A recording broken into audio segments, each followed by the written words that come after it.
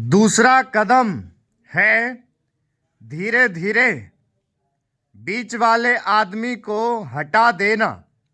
फिर दूसरी स्थिति आती है जिसको मिलजुल कर खेती करना कहते हैं। यद्यपि उसमें भूमि पर अधिकार बना रहता है। इस प्रकार का हमारा दृष्टिकोण है जिससे अधिक सीमा की समस्या को सहकारों से अधिक जोड़ा जा सके। नहीं तो उत्पादन गिर जाने का भय है। यह एक जटिल समस्या है जिस पर मनन हो रहा है। सरकार से मेरा मतलब एक गांव के सहकार से है और ज़्यादा से ज़्यादा 2-3 गांव का सहकार भी हो सकता है यदि वे निकट से संबंधित हैं। लेकिन हमारी सरकार इनकी भरपूर सहायता करेगी। अध्यक्ष महोदय, वर्तमान वित्त अधिनियम सदन के सामने प्रस्तुत है। इस बिल पर मुझे बोलने के लिए आपने समय दिया, इसके लिए मैं आपका आभारी हूँ। इस बिल का एक विशेष महत्व इसलिए भी है कि यह संकट काल में पेश हुआ है। चीन ने हमारे देश पर हमला किया, देश पर संकट आया, राष्ट्र को चुनौती मिली और इस चुनौती को हम सब ने स्वीकार किया, जिसके लिए पैसे की आवश्यकता हुई। इसको वित्त मंत्री ने बड़ी कुशलता से देश के अंदर और देश के बाहर से जुटाया। इस बिल का महत्व इसलिए भी है कि हमारी पंचवर्षीय योजना के मध्य में ही यह बिल आया है। देश में बड़ी बड़ी योजनाएं अभी अधूरी हैं जिनका पूरा होना देश के लिए बड़ा आवश्यक है। इसके लिए भी बहुत बड़ी धनराशि चाहिए। देश पर संकट आया और देश जागा। कोने कोने से लोगों ने पैसा और सोना दिया और अपने लड़के तक फौज में दिए। इस देश में किसानों और गरीबों का जो वर्ग है उसने भी दिल खोलकर इसमें सहयोग दिया। उसके बाद जो उन पर अधिक बोझ कर के रूप में पड़ रहा है या अनिवार्य बचत योजना के रूप में पड़ रहा है, उसको भी वे खुशी खुशी सहन करने को तैयार हैं। परंतु वे सरकार से भी कुछ चाहते हैं। वे चाहते हैं कि उनकी जो गाड़ी कमाई का पैसा है, खून पसीने का जो पैसा है, वह व्यर्थ के कार्यों में ना जाए और उसका सदुपयोग हो। इसके अतिरिक्त उनकी कुछ अपनी दिक्कतें और परेशानियां हैं जिनकी ओर सरकार का ध्यान चाहिए। इस आपातकाल के समय में तो उनको इन आए दिन की कठिनाइयों से राहत मिलनी चाहिए। ऋण लेने में और अन्य कार्यों में जो अड़चनें पड़ती हैं वे दूर की जाएं। किसान भारत की रीढ़ हैं। अगर इनको सुविधाएं दी जाएंगी तो देश आगे बढ़ेगा। आज जहां देश के साधारण लोगों ने इस सरकार का हाथ बटाया, वहां एक वर्ग ने जो कि धनी वर्ग कहलाता है, अपने साधनों के अनुसार सरकार के सुरक्षा कार्यों में सहायता नहीं की।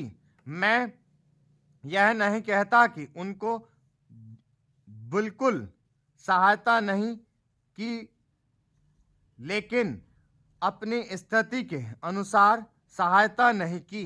जहां तक योजना का संबंध है, इस देश को समृद्धशाली बनाने के लिए योजनाओं पर काफ़ी काम हो रहा है।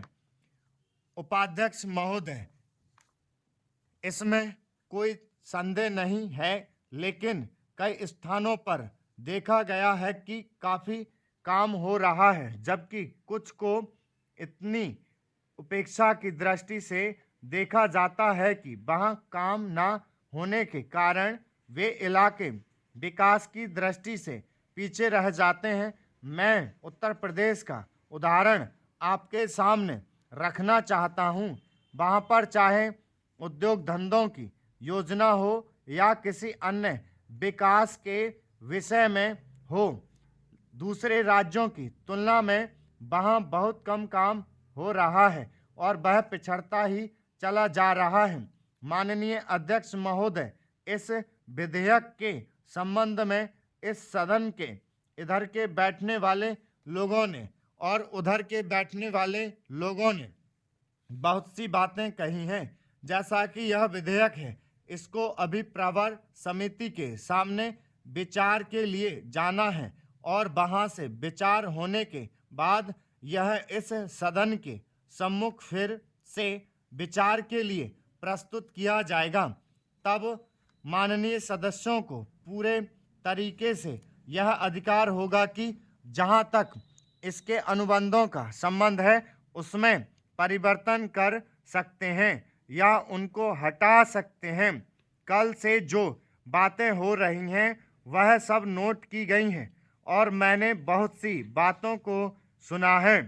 प्रवर समिति में उन सब बातों पर विचार किया जाएगा। बहुत से माननीय सदस्यों ने इस बात की बातें कही हैं, वह बहुत आवश्यक मालूम हुई हैं और जैसा कि मैंने कहा है कि उन पर विचार किया जाएगा। जहां तक सहकारिता का संबंध है, चाहे इधर के बैठने वाले माननीय सदस्य हों चाहे उधर के बैठने वाले माननीय सदस्य हों, सबकी यह मांग है कि जब हम जनतंत्र में विश्वास करते हैं और अपने यहाँ प्रजातांत्रिक प्रणाली कायम कर ली है और जबकि देश में गरीबी है और उसका गलत लाभ भी उठाया जाता है, तब सहकारिता की बहुत आवश्यकता है, इसको रोकने की आवश्यकता है। यह सभी लोगों की राय है। जहाँ तक इस सहकारी विधेयक का संबंध है, बहुत से माननीय सदस्यों ने बहुत सी बातें इसके संबंध में कही हैं। मैं सब बातों का विवरण में तो उत्तर नहीं दे सकता हूँ, लेकिन मैं थोड़े में खास बातों का उत्तर देने की कोशिश करूँगा। जैसा मैंने अभी कहा, जब हमने अपने यहाँ जनतंत्र कायम किया है तो हमें अपने समाज के ढांचे को बदलना पड़ेगा। महोदय, मुझे इस संबंध में एक बात और कहनी है, वह यह है कि मुझे मुख्य आयुक्त के भाषण के अनुसार यह आशा थी कि सरकार मजदूरों की उन्नति के लिए, उत्थान के लिए, उद्योगों के विकास के लिए और गांवों की स्थिति सुधारने के लिए तकनीकी प्रशिक्षण देने का काम करेगी। लेकिन ऐसा ज्ञात होता है कि आर्थिक शक्ति समिति होने के कारण इस ओर कार्यवाही करने की संभावना नहीं रही। फिर भी मुझे आशा ही नहीं अपितु पूर्ण विश्वास है कि भविष्य में हमारा मंत्रिमंडल इस ओर अवश्य अविलंब ध्यान देगा। इसी प्रकार से ग्रामीणों की अवस्था सुधारने के लिए सरकार घरेलू उद्योग धंधों को भी बढ़ाएगी, जो अभी तक नहीं के बराबर हैं। भारत की दृष्टि से कुटीर उद्योग बड़े उद्योगों की अपेक्षा अधिक लाभदायक हैं। पहली बात तो यह है कि भारत एक गरीब देश है और उसके पास इतना पैसा नहीं है कि वह बड़े उद्योगों के लिए पर्याप्त संख्या में बड़ी बड़ी मशीनें मंगवा सकें। बड़े उद्योगों के लिए बड़ी मात्रा में महंगी मशीनों की आवश्यकता होती है, जबकि कुटीर उद्योग छोटी छोटी और सस्ती मशीनों से चल जाते हैं। कुटीर उद्योगों के लिए ना तो बहुत बड़ी बड़ी इमारतें बनानी पड़ती हैं और ना ही बहुत महंगी मशीनों की आवश्यकता पड़ती है। अतः ये उद्योग छोटे छोटे गांवों में भी प्रारंभ किए जा सकते हैं। कई उद्योग तो इतनी थोड़ी पूंजी से भी शुरू किए जा सकते हैं कि उतनी पूंजी प्रायः हर किसी व्यक्ति के पास होती है। कुटीर उद्योगों में स्टार्ट